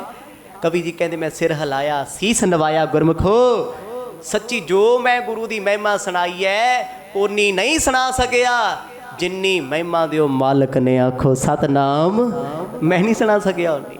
ਇਹ ਉਹਦੇ ਵਿੱਚੋਂ ਕਿਣਕਾ ਹੈ। ਤਿੰਨ ਤੇ ਸੁਣ ਕਵ ਬਚਨ ਬਖਾਨਾ, ਤੁਮਰੀ ਧਨ ਸੁਮਤ ਮਤਵਾਨਾ। ਕਵੀ ਜੀ ਬੜੇ ਪਿਆਰ 'ਚ ਬਹਿ ਕੇ ਆਖਣ ਲੱਗੇ ਸਿੱਖੋ ਤੁਹਾਡੀ ਮੱਤ ਬੜੀ ਸ੍ਰੇਸ਼ਟ ਹੈ, ਉਜਲ ਹੈ, ਆਸਬੰਦ ਹਾਂ ਤੁਸੀਂ ਸਤਿਗੁਰਾਂ ਦੀ ਇਸ ਮਹਿਮਾ ਨੂੰ ਪਕੜ ਵਿੱਚ ਲੈ ਕੇ ਆਓਗੇ। ਮਤਲਬ ਤੁਹਾਡੇ ਅੰਦਰ ਦਾ ਉਹ ਵਹਿਮ ਨਿਕਲ ਜੇ, ਸ਼ੰਕਾ ਨਿਕਲ ਜੇ, ਭਰਮ ਨਿਕਲ ਜੇ। ਤੁਸੀਂ ਕਿਹਾ ਵੀ ਅਸੀਂ ਭਾਈ ਬਾਲਾ ਜੀ ਵਾਲੀ ਜਨਮ ਸਾਖੀ ਪੜ੍ਹੀ, ਉਹਦੇ 'ਚ ਤੇ ਲਿਖਿਆ ਹੀ ਨਹੀਂ ਹੈ ਕੁਛ ਜੋ ਤੁਸੀਂ ਸੁਣਾਤਾ। ਇੰਨਾ ਕੁਝ ਸੁਣਾਇਆ ਤੁਸੀਂ ਨੇ, ਇਹਦਾ ਸੋਰਸ ਕੀ ਹੈ, ਕਿੱਥੋਂ ਲੈ ਕੇ ਆਏ ਹੋ, ਕਿਵੇਂ ਸੁਣਾਤਾ ਤੁਸੀਂ? ਕਿਉਂਕਿ ਅੱਜ ਅਸੀਂ ਤੁਹਾਡੇ ਤੋਂ ਸੁਣੀ ਹੈ, ਅੱਜ ਜੇ 100 ਬੰਦੇ ਨੇ ਸੁਣੀ ਉਹਨੇ 1000 ਨੂੰ ਸੁਣਾਉਣੀ ਹੈ। ਕਿਤੇ ਨਾ ਨਾ ਹੋਵੇ ਵੀ ਤੁਹਾਡੇ ਤੋਂ ਸੁਣ ਕੇ ਅਸੀਂ ਐਵੇਂ ਅੱਗੇ ਸੁਣਾ ਦਈਏ ਤੇ ਉਹ ਲਿਖੀ ਵਜੂਦ ਵਿੱਚ ਹੋਵੇ ਨਾ। ਕਵੀ ਜੀ ਕਹਿੰਦੇ ਮੈਂ ਜੋ ਸੁਣਾਇਆ ਜ਼ਿੰਮੇਵਾਰੀ ਨਾਲ ਸੁਣਾਇਆ, ਸਤਿਗੁਰ ਦੀ ਕਿਰਪਾ ਨਾਲ ਸੁਣਾਇਆ, ਹਾਜ਼ਰ ਨਾਜ਼ਰ ਸਮਝ ਕੇ ਸੁਣਾਇਆ। ਸਿੱਖੋ ਸ੍ਰੇਸ਼ਟ ਮਤ ਨਾਲ ਸੁਣਿਓ, ਇਹਦੇ ਤੇ ਸ਼ੰਕੇ ਵਾਲੀ ਗੱਲ ਕੋਈ ਨਹੀਂ। ਭਲੋ ਸੰਦੇਹ ਆਪ ਮਨ ਥਾਨਾ, ਉਤਰ ਸੁਣੋ ਦੇ ਨਿਜ ਕਾਨਾ। ਕਹਿੰਦੇ ਪਿਆਰਿਓ ਹੁਣ ਪਿਆਰ ਵਿੱਚ ਬਹਿ ਕੇ ਸੁਣਿਓ ਸਮਾਂ ਕੱਢ ਕੇ। ਜਗਤ ਗੁਰੂ ਗੁਰੂ ਨਾਨਕ ਸਾਹਿਬ ਮਹਾਰਾਜ ਆਪ ਪਰਮੇਸ਼ਵਰ ਨੇ, ਪਰਮਾਤਮਾ ਨੇ, ਕਰਤਾਰ ਨੇ, ਨਾਰਾਇਣ ਨੇ, ਇਹ 'ਚ ਕੋਈ ਸ਼ੱਕ ਨਹੀਂ ਹੈ। ਪ੍ਰਭੂ ਨੇ, ਤੇ ਪ੍ਰਭੂ ਨੂੰ ਕੌਣ ਨਹੀਂ ਜਾਣਦਾ। ਗੁਰੂ ਸਾਹਿਬ ਦੀ ਮਹਿਮਾ ਕੱਲੀ ਸਿੱਖ ਧਰਮ 'ਚ ਥੋੜ੍ਹਾ ਏ, ਬੜਿਆਂ ਧਰਮਾਂ ਨੇ। ਚਾਈਨਾ ਨੇ ਗੁਰੂ ਨਾਨਕ ਸਾਹਿਬ ਨੂੰ ਆਪਣੇ ਨਾਮ ਨਾਲ ਪੁਕਾਰਿਆ ਨਾਨਕਿਆਂ ਨੂੰ, ਕਿਸੇ ਨੇ ਨਾਨਕ ਲਾਮਾ ਨਾਲ ਯਾਦ ਕੀਤਾ, ਕਿਸੇ ਨੇ ਨਾਨਕ ਫਕੀਰ, ਨਾਨਕ ਸ਼ਾਹ ਫਕੀਰ, ਨਾਨਕ ਰਵੇਲਾ, ਅਲੱਗ-ਅਲੱਗ ਨਾਮਾਂ ਨਾਲ ਦੁਨੀਆ ਗੁਰੂ ਸਾਹਿਬ ਨੂੰ ਜਾਣਦੀ ਹੈ, ਰੱਬ ਮੰਨਦੀ ਆਪਣਾ। ਸਭ ਨੇ ਇਤਿਹਾਸ ਲਿਖਿਆ ਹੋਇਆ। ਤੇ ਕਵੀ ਫਿਰ ਬੜੇ ਪਿਆਰ 'ਚ ਕਹਿੰਦੇ ਸਿੱਖੋ ਉਸ ਰੱਬ ਦੀ ਜੇ ਗੱਲ ਕਰੀਏ ਉਹਦੀ ਲਿਖਤ ਲਿਖੀ ਜਾਣੀ ਨਹੀਂ। ਦੋਹਰਾ ਪ੍ਰਥਮੇ ਤੁਮ ਸੰਦੇਹ ਕੋ, ਸਭ ਵਿਦ ਕਰੋ ਬਿਨਾਸ਼, ਬਦਨ ਹੈ ਤੇ ਉਚਰੋ ਬੋਹਰ, ਸ਼੍ਰੀ ਨਾਨਕ ਪ੍ਰਕਾਸ਼। ਬੜੇ ਪਿਆਰ ਚ ਕਹਿੰਦੇ ਪਹਿਲਾਂ ਮੈਂ ਤੁਹਾਡਾ ਸ਼ੰਕਾ ਨਿਵਰਤ ਕਰਦੇ ਆ ਤੇ ਫੇਰ ਮੈਂ ਨਾਨਕ ਪ੍ਰਕਾਸ਼ ਦੀ ਕਥਾ ਅੱਗੇ ਸੁਣਾਉਂ। ਇਹ ਨਾ ਹੋਵੇ ਅੱਗਾ ਦੌੜ ਪਿੱਛਾ ਚੌੜ, ਪੰਜਾਬੀ ਦਾ ਮੁਹਾਵਰਾ ਨਾ ਵੀ ਅੱਗੇ ਅੱਗੇ ਸੁਣੀ ਚੱਲੋ ਪਿੱਛੇ ਕੱਖ ਪੱਲੇ ਹੀ ਨਾ ਪਵੇ, ਫਿਰ ਕੀ ਫਾਇਦਾ ਹੈ। ਜੋ ਸੁਣੀਏ ਦਿਲ 'ਚ ਵਸਾਈਏ। ਉਹਨਾਂ ਨਾਨਕ ਪ੍ਰਕਾਸ਼ ਦੀ ਪੋਥੀ ਆ ਜਿਹੜੀ ਪੋਥੀ ਸੁਣ ਰਹੇ ਹੋ ਨਾ, ਇਹਦਾ ਨਾਮ ਹੈ ਨਾਨਕ ਪ੍ਰਕਾਸ਼। ਕਈ ਕਹਿੰਦੇ ਆ ਸੂਰਜ ਪ੍ਰਕਾਸ਼, ਕਈ ਜਾਂਦੇ ਆ ਸੂਰਜ ਪ੍ਰਕਾਸ਼ ਗ੍ਰੰਥ ਨਹੀਂ ਹੈ, ਗੁਰ ਪ੍ਰਤਾਪ ਸੂਰਜ ਗ੍ਰੰਥ ਹੈ। ਨਾਨਕ ਪ੍ਰਕਾਸ਼ ਇੱਕ ਅਲੱਗ ਗ੍ਰੰਥ ਹੈ, ਗੁਰ ਪ੍ਰਤਾਪ ਤੋਂ ਅਲੱਗ ਹੈ, ਪਹਿਲਾ ਭਾਗ ਹੈ, ਹਿੱਸਾ ਪਹਿਲਾ ਹੈ। ਕਹਿੰਦੇ ਮੈਂ ਨਾਨਕ ਪ੍ਰਕਾਸ਼ ਦੀ ਕਥਾ ਤੁਹਾਨੂੰ ਫੇਰ ਸੁਣਾਵਾਂ। ਪਹਿਲਾਂ ਤੁਹਾਡੇ ਅੰਦਰ ਦੀ ਦੁਬਦਾ, ਅੰਦਰ ਦੀ ਮੈਲ ਕੱਢਦੇ ਆਂ। ਚੌਪਈ ਜਿਹ ਨਰ ਗੁਰ ਚਰਨਨ ਮਹਿ ਪ੍ਰੀਤਾ, ਕਹਿਤ ਸੁਣਤ ਕੀਰਤ ਇਹ ਰੀਤਾ। ਤੇ ਕਵੀ ਜੀ ਨੇ ਫਿਰ ਬੜੇ ਪਿਆਰ ਦੀ ਗੱਲ ਸੁਣਾਈ। ਕਹਿੰਦੇ ਜਿਨ੍ਹਾਂ ਨੂੰ ਆਪਣੇ ਸਤਿਗੁਰ ਤੇ ਅਕੀਦਾ ਹੁੰਦਾ ਹੈ, ਭਰੋਸਾ ਹੁੰਦਾ ਹੈ, ਉਹ ਕੇਵਲ ਗੁਰੂ ਦੀ ਮਹਿਮਾ ਸੁਣਦੇ ਨੇ ਪਿਆਰ ਨਾਲ। ਕਿਤੇ ਉਹਨਾਂ ਨੂੰ ਬਾਤ ਘਾਟ ਲੱਗਦੀ ਹੈ ਨਾ, ਉਹ ਜਾਣਨ ਲਈ, ਦਰੁਸਤੀ ਲਈ ਪੁੱਛਦੇ ਆ ਵੀ ਮੈਂ ਜੇ ਗਲਤ ਨਾ ਹੋਵਾਂ ਜੀ, ਆਹ ਗੱਲ ਇੱਦਾਂ ਸੁਣੀ ਸੀ, ਤੁਸੀਂ ਦੱਸੋ ਇੱਦਾਂ ਹੀ ਹੈ ਜੀ। ਜਾਣਨ ਲਈ, ਨੀਚਾ ਵਿਖਾਉਣ ਵਾਸਤੇ ਨਹੀਂ। ਬੜੇ ਲੋਕ ਸਾਡੇ 'ਚ ਇੱਦਾਂ ਦੇ ਹੁੰਦੇ ਆ, ਸਾਖੀ ਉਹਨਾਂ ਨੇ ਸੁਣੀ ਹੁੰਦੀ, ਜਦੋਂ ਕੋਈ ਹੋਰ ਸੁਣਾਉਂਦਾ ਨਾ, ਫਿਰ ਉਹਨੂੰ ਜਾ ਕੇ ਪੁੱਛਣਗੇ ਭਾਈ ਸਾਹਿਬ ਜੀ ਤੁਸੀਂ ਇਹ ਸੁਣਾਇਆ ਸੀ, ਇਹ ਮੈਨੂੰ ਦੁਬਾਰਾ ਸੁਣਾਇਓ, ਵੀ ਅੰਦਰ ਸੁੱਤਾ ਪਿਆ ਸੀ ਤੂੰ। ਨਹੀਂ, ਉਹ ਬੰਦਾ ਇੰਨਾ ਚਲਾਕ ਹੁੰਦਾ, ਦੱਸਣਾ ਚਾਹੁੰਦਾ ਹੈ ਵੀ ਮੈਂ ਤੇ ਤੁਹਾਡੇ ਤੋਂ ਵੱਧ ਜਾਣਦਾ ਜੀ, ਮੈਂ ਇੱਥੇ ਬੜੀਆਂ ਕਿਤਾਬਾਂ ਪੜ੍ਹੀਆਂ ਨੇ। ਵੀ ਜੇ ਕਿਤਾਬਾਂ ਪੜ੍ਹੀਆਂ ਬਹਿ ਜਾ ਸਟੇਜ 'ਤੇ ਆ ਜਾ, ਫਿਰ ਸੁਣਾ ਇੱਥੇ ਬਹਿ ਕੇ। ਇੱਥੇ ਨਹੀਂ ਬਹਿੰਦਾ, ਬਾਹਰ ਚਲਾਕੀਆਂ ਕਰਦੇ ਲੋਕੀ। ਸਾਡੇ ਅੱਜ ਕੌਮ ਦੇ ਵੱਡੇ ਵੱਡੇ ਪ੍ਰਚਾਰਕ ਪਰੇਸ਼ਾਨ ਨੇ ਇਹਨਾਂ ਲੋਕਾਂ ਤੋਂ। ਪੁੱਛੋ ਤੇ ਸਹੀ, ਜਿਹੜੇ ਮਰਜ਼ੀ ਕਥਾਵਾਚਕ ਨੂੰ ਪੁੱਛ ਲਾ, ਉਹ ਵਿਚਾਰਾ ਪਹਿਲਾਂ ਦਵਾਈ ਦਊਗਾ ਕਥਾ ਕਰਦਾ, ਕਹਿੰਦਾ ਬਾਈ ਸ਼ੰਕਾ ਨਾ ਕਰਿਓ ਜੀ, ਆਹ ਗੱਲ ਕਹੀ ਹੈ ਮੈਂ ਤਾਂ ਕਹੀ ਹੈ, ਮੈਂ ਕਿਹਦਾ ਨਾਂ ਲਵਾਂ। ਜਦੋਂ ਵੱਡੇ ਵੱਡੇ ਵਿਦਵਾਨ ਕਈ ਵਾਰ ਇਕੱਠੇ ਹੋਣ ਦਾ ਮੌਕਾ ਮਿਲਦਾ, ਅੰਦਰੋਂ ਦੁਖੀ ਨੇ। ਕਹਿੰਦੇ ਲੋਕ ਸੁਣਨ ਨਹੀਂ ਆਉਂਦੇ, ਸਿਖਾਉਣ ਆਉਂਦੇ ਆ। ਪਰ ਇੱਥੇ ਕਵੀ ਜੀ ਨੇ ਬੜੇ ਪਿਆਰ 'ਚ ਦੱਸਿਆ, ਕਹਿੰਦੇ ਜਿਨ੍ਹਾਂ ਦੇ ਅੰਦਰ ਮੈਲ ਹੈ ਨਾ ਗੁਰਮੁਖੋ, ਉਹ ਇਤਿਹਾਸ ਸੁਣ ਕੇ ਵੀ ਨਹੀਂ ਜਾਣੀ। ਜਿਨ੍ਹਾਂ ਦੇ ਅੰਦਰ ਕਪਟ ਹੈ, ਅੰਦਰੋਂ ਨਿਕਲਣਾ ਨਹੀਂ। ਕਰ ਸੰਸੈ ਬਿਨ ਸੰਸੈ ਹੋਏ, ਆਨ ਥਾਨ ਨਹਿ ਭਰਮੈ ਸੋਏ। ਤੇ ਕਹਿਣ ਲੱਗੇ ਕਰ ਸੰਸੈ ਬਿਨ ਸੰਸੈ ਹੋਏ, ਸ਼ੰਕਾ ਕਰੋ ਉਹ ਜਿਹੜਾ ਸ਼ੰਕਾ ਕੱਟ ਦਵੇ। ਦੋ ਸ਼ੰਕੇ ਆਏ ਆ, ਉਹ ਚੀਜ਼ ਤੇ ਸ਼ੰਕਾ ਕਰੋ ਜਿਹੜਾ ਅੰਦਰ ਦਾ ਵਹਿਮ ਕੱਢ ਦਵੇ ਵੀ ਆ ਖਤਮ ਹੀ ਹੋ ਗਿਆ ਜੀ। ਪਰ ਕਹਿੰਦੇ ਮੈਂ ਸਿੱਖ ਹਾਂ ਤੇ ਸਿੱਖ ਦਾ ਫਰਜ਼ ਹੈ ਤੇ ਗੁਰੂ ਦਾ ਵੀ ਫਰਜ਼ ਹੈ ਵੀ ਅੰਦਰ ਦਾ ਵਹਿਮ ਕੱਢ ਦਿਓ, ਦਰ ਦਰ ਤੇ ਨਾ ਫਿਰੇ। ਸਿੱਖ ਧਰਮ ਪਾਰਦਰਸ਼ੀ ਧਰਮ ਹੈ, ਟਰਾਂਸਪੇਰੈਂਟ। ਇਸ ਧਰਮ ਵਿੱਚ, ਇਸ ਮਜ਼ਹਬ ਦੇ ਵਿੱਚ ਸੂਈ ਦੇ ਨੱਕੇ ਜਿੰਨੀ ਵੀ ਕੋਈ ਗਲਤੀ ਨਹੀਂ, ਕਿਤੇ ਵੀ ਕਿਸੇ ਪਾਸੇ ਵੀ। ਤੇ ਸਾਡੇ ਵਾਲੇ ਮੈਂ ਕਹਿੰਦਾ ਗਲਤੀਆਂ ਦੀਆਂ ਪੰਡਾਂ ਚੁੱਕੀ ਫਿਰਦੇ, ਦਸਮ ਦੀ ਬਾਣੀ ਨਹੀਂ, ਆ ਨਹੀਂ ਜੀ, ਭਾਈ ਗੁਰਦਾਸ ਨਹੀਂ ਹੋਇਆ, ਭਾਈ ਬਾਲਾ ਨਹੀਂ ਹੋਇਆ। ਇਹ ਕੀ ਹੈ? ਆਹ ਕੁਝ ਤੇ ਸਨਾਤਨ ਮਤ ਦੇ ਲੋਕਾਂ ਨੇ ਨਹੀਂ ਕੀਤਾ। ਜਿਹੜੇ 5000 ਸਾਲ ਪਹਿਲਾਂ ਵੇਦ ਲਿਖੇ, ਉਹਨਾਂ ਨੂੰ ਮੱਥਾ ਟੇਕ ਰਹੇ ਆ, ਉਹ ਉਹਨਾਂ ਦੀ ਪੱਟੀ ਪੜ੍ਹਾ ਰਹੇ ਲੋਕਾਂ ਨੂੰ ਸਾਰੇ ਭਾਰਤ ਵਿੱਚ। ਤੇ ਸਾਡੇ ਵਾਲਿਆਂ ਦਾ ਦਿਮਾਗ ਖਰਾਬ ਹੋ ਗਿਆ। 500 ਸਾਲਾਂ ਦਾ ਇਤਿਹਾਸ ਹਜਮ ਨਹੀਂ ਹੁੰਦਾ ਇਹਨਾਂ। ਇਹ ਕੀ ਹੈ? ਵਹਿਮ, ਸ਼ੰਕਾ, ਨਾਸਤਿਕਤਾ। ਕਵੀ ਕਹਿੰਦੇ ਉਹ ਸ਼ੰਕਾ ਤੁਹਾਡਾ ਨਿਵਰਤ ਹੋਣਾ ਹੈ, ਪਰ ਗੁਰਮੁਖੋ ਜੇ ਕੋਈ ਤੁਹਾਡੇ 'ਚੋਂ ਇੱਦਾਂ ਦਾ ਹੋਇਆ ਨਾ ਵੀ ਨਾਸਤਿਕਤਾ ਵਾਲਾ, ਉਹਦਾ ਸ਼ੰਕਾ ਮੈਂ ਨਿਵਰਤ ਨਹੀਂ ਕਰ ਸਕਦਾ। ਉਹਦੇ ਸਵਾਲਾਂ ਦਾ ਜਵਾਬ ਮੇਰੇ ਕੋਲ ਹੋਣਾ ਨਹੀਂ। ਗੁਰ ਪਦ ਪੰਕਜ ਨਿਸ਼ਚੈ ਧਰਹਿ, ਆਣ ਦੇਵ ਕੀ ਆਸ ਨ ਕਰਹਿ। ਉਹੀ ਸਿੱਖ ਸੱਚਾਏ ਕਹਿੰਦੇ ਜਿਹਦਾ ਗੁਰੂ ਗ੍ਰੰਥ ਸਾਹਿਬ ਦੇ ਚਰਨਾਂ ਤੇ ਪੱਕਾ ਨਿਸ਼ਚੈ, ਕਿਸੇ ਆਨ ਦੇਵ ਦੇਵੀ ਦੇਵਤੇ ਦੀ ਆਸ ਕੋਈ ਨਹੀਂ, ਕਿਸੇ ਬਾਬੇ ਛਾਬੇ ਦੀ ਕੋਈ ਆਸ ਨਹੀਂ, ਕੇਵਲ ਗੁਰੂ ਗ੍ਰੰਥ ਪਾਤਸ਼ਾਹ। ਕਹਿੰਦੇ ਉਹਦਾ ਤੇ ਨਿਸ਼ਚਾ ਹੋ ਜੂ ਹੱਲ। ਜਿਹਨੂੰ ਪਤਾ ਵੀ ਆਹ ਬਾਬਾ ਛੱਡਿਆ, ਮੇਰੇ ਕੋਲ ਪੀਰ ਬਾਬਾ ਵੀ ਹੈਗਾ, ਜੇ ਮੈਂ ਪੀਰ ਬਾਬੇ ਕੋਲ ਨਹੀਂ ਜਾਊਂ ਮੇਰੇ ਕੋਲ ਫਲਾਣਾ ਵੀ ਹੈਗਾ, ਉਹਦਾ ਕੀ ਕਰੋਗੇ? ਦਰ ਦਰ ਤੇ ਭਟਕਣ ਵਾਲੇ ਦਾ ਸ਼ੰਕਾ ਕਦੇ ਮਿਟਦਾ ਹੁੰਦਾ ਨਹੀਂ। ਭੂਪਤ ਸੇਵੈ ਭੂਪਤ ਜਾਚੈ, ਪ੍ਰਿਤ ਜਾਚਕ ਪਰ ਕੈਸੇ ਰਚੈ। ਕਹਿੰਦੇ ਜੇ ਕੋਈ ਬੰਦਾ ਕਿਸੇ ਰਾਜੇ ਦੀ ਸੇਵਾ ਕਰਦਾ, ਰਾਜੇ ਤੋਂ ਮੰਗਦਾ ਤੇ ਰਾਜਾ ਦੇ ਦਿੰਦਾ ਹੈ। ਕਹਿੰਦੇ ਇੱਕ ਬੰਦਾ ਕਿਸੇ ਮੰਗਤੇ ਦੀ ਸੇਵਾ ਕਰੇ ਤੇ ਮੰਗਤੇ ਨੂੰ ਆਖੇ ਮੈਨੂੰ ਕੁਛ ਦੇ ਦਿਓ, ਕਹਿੰਦਾ ਭਰਾ ਮੈਂ ਤੇ ਆਪ ਲੋਕਾਂ ਦੇ ਸਹਾਰੇ ਹਾਂ, ਮੈਂ ਤੇ ਲੋਕਾਂ ਤੋਂ ਮੰਗਦਾ। ਕਹਿੰਦੇ ਜਿਹੜਾ ਅੰਦਰੋਂ ਰੱਜਿਆ ਹੋਏਗਾ ਨਾ ਗੁਰੂ ਦੀ ਕਿਰਪਾ ਨਾਲ, ਉਹ ਤੇਰਾ ਸ਼ੰਕਾ ਕੱਟ ਦੂ। ਤੇ ਜੇ ਕਿਸੇ ਮੰਗਤੇ ਕੋਲ ਜਾ ਕੇ ਬਹਿ ਗਿਆ ਨਾ, 4 ਕਿਤਾਬਾਂ ਪੜ੍ਹੇ ਚੁੰਚ ਗਿਆਨੀ ਕੋਲ, ਉਹਨੇ ਤੈਨੂੰ ਦੁਬਦਾ ਚ ਹੋਰ ਪਾ ਦੇਣਾ ਵੀ ਤੂੰ ਕਹਿਣਾ ਇਦਾਂ ਨਹੀਂ ਹੋਇਆ, ਮੈਂ ਤੇ ਆਪ ਹੈਰਾਨ ਆ ਵੀ ਐਵੇਂ ਹੋ ਕਿਵੇਂ ਗਿਆ। ਹੈਗੇ ਨਾ ਲੋਕ ਇਦਾਂ ਦੇ।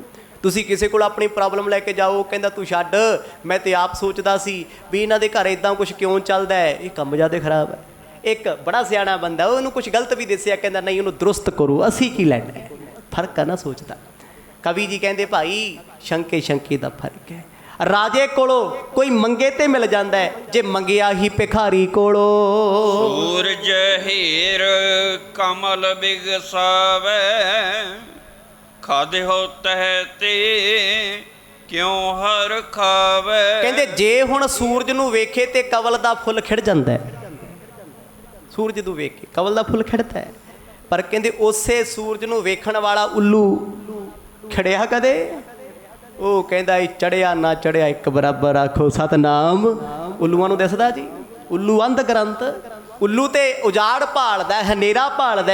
ਕਹਿੰਦੇ ਜਿਹੜੇ ਨਾਸਤਕ ਲੋਕ ਸਨ ਸੀ ਤੇ ਹੋਣਗੇ, ਉਹਨਾਂ ਕੋਲੋਂ ਗੁਰ ਇਤਿਹਾਸ ਸੁਣਾ ਲਓ, ਗੁਰਬਾਣੀ ਸੁਣਾ ਲਓ, ਰਹਿਤਨਾਮੇ ਸੁਣਾ ਦਿਓ, ਗੁਰੂ ਇਤਿਹਾਸਕ ਸਥਾਨਾਂ ਦੇ ਦਰਸ਼ਨ ਕਰਾ ਦਿਓ, ਸਤਿਗੁਰਾਂ ਦੇ ਪਿਆਰ ਦੀ ਕਥਾ ਸੁਣਾ ਦਿਓ। ਉਹ ਕਹਿੰਦੇ ਨਹੀਂ ਬਈ ਕੁਛ ਨਹੀਂ ਬਣਿਆ, ਆਖੋ ਸਤਨਾਮ। ਖਾਲੀ ਦੇ ਖਾਲੀ। ਕਿਉਂਕਿ ਨਾਸਤਕ ਦੇ ਅੰਦਰ ਸ਼ੰਕਾ ਹੁੰਦਾ। ਅੱਜ ਸਾਡੇ ਪੰਜਾਬ 'ਚ ਕਿੰਨੇ ਨਾਸਤਕ ਹੋ ਗਏ ਆ, ਵੱਧਦੀ ਜਾ ਰਹੀ ਹੈ ਨਾ ਗਿਣਤੀ। ਤੇ ਸਾਡੇ ਵਾਲਾ ਲਾਣਾ ਕਹਿੰਦਾ ਸੀ ਇੰਨੇ ਕਰੋੜ ਨੂੰ ਅੰਮ੍ਰਿਤ ਛਕਾਤਾ। 3 ਕਰੋੜ ਗਿਣਤੀ ਆ ਪੰਜਾਬ ਵਾਲਿਆਂ ਦੀ, ਤੇ ਕਰੋੜਾਂ ਦੀ ਤੇ ਬਾਬੇ ਲਿਖੀ ਫਿਰਦੇ ਆ ਵੀ 25 ਲੱਖ ਨੂੰ ਮੈਂ, 50 ਲੱਖ ਨੂੰ ਮੈਂ ਛਕਾਇਆ। ਫਿਰ ਇਹ ਹਿਸਾਬ ਨਾਲ ਤੇ ਸਾਰੇ ਅੰਮ੍ਰਿਤਧਾਰੀ ਹੋਣੇ ਚਾਹੀਦੇ ਸੀ। ਇੱਥੇ ਤੇ ਨਾਸਤਕ ਕਾਮਰੇਡ ਦੂਜੇ ਤੀਜੇ ਕਿੰਨੇ ਤੁਰੇ ਫਿਰਦੇ ਆ। ਧਰਮ ਦੀ ਤੋਹੀਨ ਕਰਨ ਵਾਲੇ, ਬੇਅਦਬੀਆਂ ਕਰਨ ਵਾਲੇ ਕਿੰਨੇ ਤੁਰੇ ਫਿਰਦੇ ਆ। ਕਿਸੇ ਦੇ ਸਿਰ ਤੇ ਪੱਗ ਨਹੀਂ ਦਿਸਦੀ, ਕਿਸੇ ਕੋਲ ਗਾਤਰਾ ਨਹੀਂ ਦਿਸਦਾ। ਉਹ 5% ਲੋਕ ਵੀ ਨਹੀਂ, ਕਿੱਥੇ ਗਏ? ਕਵੀ ਉਹੀ ਦੱਸ ਰਹੇ ਆ, ਕਹਿੰਦੇ ਧਰਮ ਦੀ ਆੜ ਵਿੱਚ ਨਾਸਤਕ ਬਹੁਤੇ ਹੋਣਗੇ, ਆਖੋ ਸਤਨਾਮ। ਪਹਿਲਾਂ ਵੀ ਸੀ ਤੇ ਅੱਜ ਵੀ ਸੀ। ਅੱਜ ਬੜੇ ਪਿਆਰ ਵਿਸਥਾਰ ਨਾਲ ਉਹ ਸੁਣਾ ਰਹੇ ਆ ਜੀ। ਸਮਾਂ ਸਮਾਪਤ ਹੈ, ਕਿਉਂਕਿ ਆ ਜਿਹੜੀ ਕਥਾ ਤੁਸੀਂ ਦੱਸਾਂ ਸਤਿਗੁਰਾਂ ਦੀ ਸੁਣ ਰਹੇ ਹੋ ਨਾ, ਇਹਦੇ ਵਿੱਚ ਸਵਾਲ ਆਏ ਨੇ ਵੀ ਭਾਈ ਬਾਲਾ ਜੀ ਦੀ ਅਸੀਂ ਜਨਮ ਸਾਖੀ ਪੜ੍ਹੀ, ਉਹ 'ਚ ਤੇ ਕਥਾ ਲਿਖੀ ਨਹੀਂ, ਤੁਸੀਂ ਕਿੱਥੋਂ ਸੁਣਾਤੀ? ਹੁਣ ਉਹ ਦੱਸਣਗੇ। ਤੇ ਕੱਲ੍ਹ ਦੀ ਕਥਾ ਦੇ ਵਿੱਚ ਕੁਝ ਚੀਜ਼ਾਂ ਬੜੀਆਂ ਜ਼ਰੂਰੀ ਹੋਣਗੀਆਂ, ਜਿਨ੍ਹਾਂ ਨੇ ਧਾਰਨ ਕਰ ਲੀਆਂ ਨਾ, ਸੱਚੀ ਗੁਰੂ ਦੀ ਕਿਰਪਾ ਬੇਅੰਤ ਹੋਣੀ, ਬੇਅੰਤ। ਕਿਉਂਕਿ ਇਹ ਤਾਂ ਹੀ ਉਹਨਾਂ ਨੇ ਸੁਣਾਈ ਹੈ। ਕਹਿੰਦੇ ਉਦਾਸੀਆਂ ਸੁਣਾਉਣ ਦਾ ਲਾਭ ਤਾਂ ਏ ਜੇ ਗੁਰੂ ਨਾਨਕ ਸਾਹਿਬ ਦੇ ਪ੍ਰਤੀ ਅੰਦਰ ਪਿਆਰ ਹੋਰ ਜਾਗੇ, ਸ਼ਰਧਾ ਹੋਰ ਜਾਗੇ। ਇਸ ਕਥਾ ਨੂੰ ਸੁਣ ਕੇ ਹੋਰ ਸ਼ਰਧਾ ਜਾਗਣੀ ਹੈ, ਹੋਰ ਪਿਆਰ ਵਧਣਾ ਹੈ। ਜਿਵੇਂ ਜਿਵੇਂ ਪਾਤਸ਼ਾਹ ਕਿਰਪਾ ਕਰਨਗੇ ਆਨੰਦ ਮਾਣਾਂਗੇ।